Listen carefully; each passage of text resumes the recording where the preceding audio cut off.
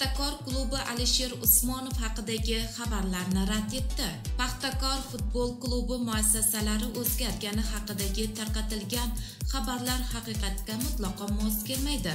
Bu haqda Paxtakor futbol klubi matbuot xizmati Qalampir.uzga rasman xabar berdi. Bugungi kunda Paxtakor futbol klubi mas'uliyati cheklangan jamiyat hisoblanib, u 100% Toshkent shahar hokimiyati tasarrufida. Internet saytlarda bir necha bor tarqatilgan xabarlar esa hech qanday asosga ega emas.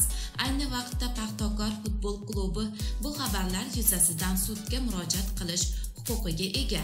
Klub barcha turdagi ommaviy axborot vositalari vakillariga murojaat qildi va Paxtakor futbol klubi haqidagi xabarlar faqatgina klub rasmiy saytida tarqatilgan taqdirda haqiqatga mos kelishini bildiradi, deyiladi xabarda. Eslatib o'tamiz, bir oz muqaddam Paxtakor futbol klubi aksiyalari tadbirkor Alisher Usmonov tomonidan sotib olingani xabar qilingan edi.